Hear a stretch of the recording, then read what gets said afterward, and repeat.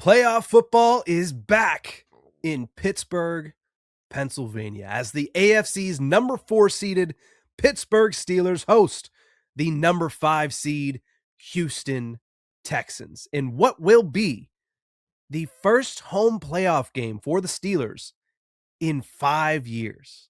We don't have to talk about what happened in the last home playoff game for the Steelers. We are just going to look forward to Monday Night Football as the Steelers seek their first playoff victory in 9 years. 9 years. If you forget, because honestly, I had forgotten, I had to go back and look. The last time the Steelers won a playoff game, it was against the Alex Smith-led Kansas City Chiefs on the road in a game where they didn't score a single touchdown.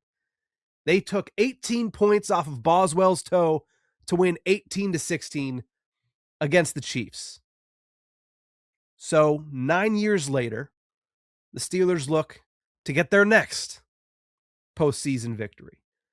Coming into Monday night, the Texans are the ones that are favored by most sports books, with a general consensus being that they're going to be a 3-point favorite over the Steelers in this one, a field goal favorite, if you will, in a place that has not been kind to kickers over the last several weeks. Just ask Tyler Loop if you didn't already know. But looking at this game, and I want to start with the Steelers on defense. CJ Stroud could be a pretty big issue. Let's just say CJ Stroud might be a problem. If you look at his NFL playoff resume, 2-2 record, okay. 244 yards per game, pretty dang good. 4 touchdowns to just 1 interception. So if you're somebody that likes to subscribe to the thought process of, hey, he's a young quarterback, Mike Tomlin's going to make a mistake, make him turn the ball over. Well, it hasn't happened yet, right? 1 interception in 4 games. It's pretty good ball control from CJ Stroud. But the positive here going up against CJ Stroud is that while he's 2-2, both of those victories came at home. So he's 0-2 on the road in the playoffs. Not only is he 0-2 on the road, but he's thrown 0 passing touchdowns on the road in the postseason.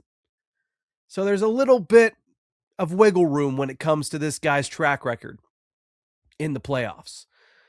The only other reason that you look at this and say, okay, this might be an issue for the Steelers. 244 yards per game in the postseason is pretty good, especially when you're going up against the Steelers secondary, who was absolutely torched last week by Lamar Jackson, Zay Flowers, and the Baltimore Ravens offense.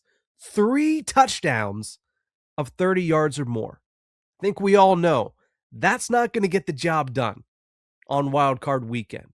Unfortunately, that's what we've seen the last couple of seasons, whether it be last year against Lamar Jackson, whether it be 2 years ago against Josh Allen and the Buffalo Bills, or 3 years ago against Patrick Mahomes and the Kansas City Chiefs. This Steelers defense, they give up points early over the last couple of playoff games.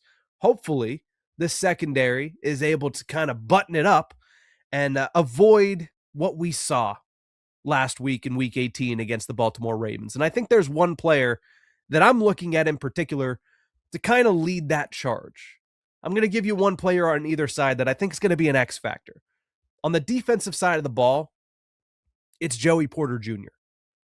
This is Joey Porter Jr.'s big moment, because the outcome of this game might be decided based on whether or not he's able to slow down Nico Collins. I'm not looking for him to completely erase Nico Collins from the entire Texans game plan. While that would be nice, and that would certainly be a breakout moment for Joey Porter on the national stage in the NFL playoffs, I'm looking for him to simply slow down Nico Collins on Monday night. Nico Collins is just finishing up his 3rd consecutive 1,000-yard season. And not only that, you think back to the last time these two teams played. It wasn't this year. It was not last year. In fact, it was Joey Porter's rookie season 2 years ago. The Texans, specifically Nico Collins, absolutely torched the Steelers. He's going to be looking to do the same thing. Now, here's the thing. You can't take much from that game. There's been a lot of turnover on the Steelers side of the football, especially on the defense. So it's going to be, I would imagine, a different story. But the big part of that needs to be Joey Porter.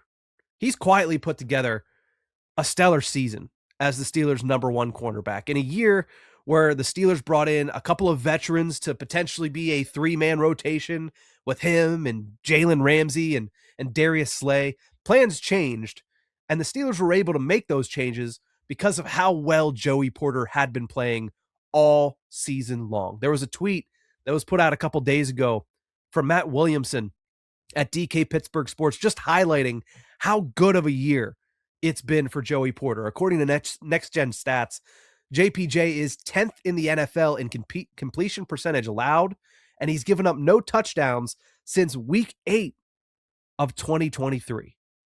For the Steelers to win on Monday Night Football, they need that Joey Porter. They need him to slow down Nico Collins, especially because his counterparts on the other side of this matchup, his counterparts, the other DBs in this game for Houston, will certainly be up for the challenge. The Steelers offense, let's move to that side of the ball, is really going to have a tough day trying to find success against Derek Stingley Jr.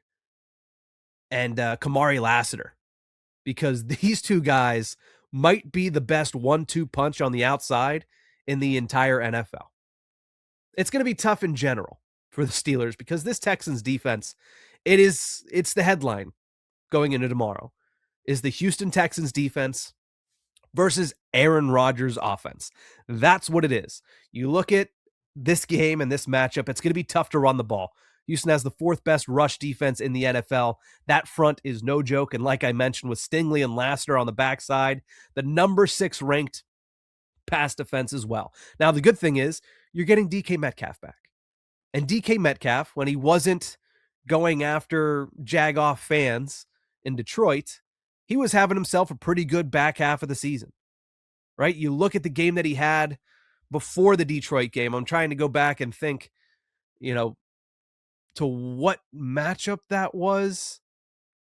That, I think, was the Cincinnati game. Regardless, his whole second half has been very good. He's started to pick up some steam as the year has gone on, non-coincidentally, as Aaron Rodgers has done the same thing. So you get your leading receiver back. He's somebody that's going to stretch the defense out more than it has the last couple of weeks in his absence.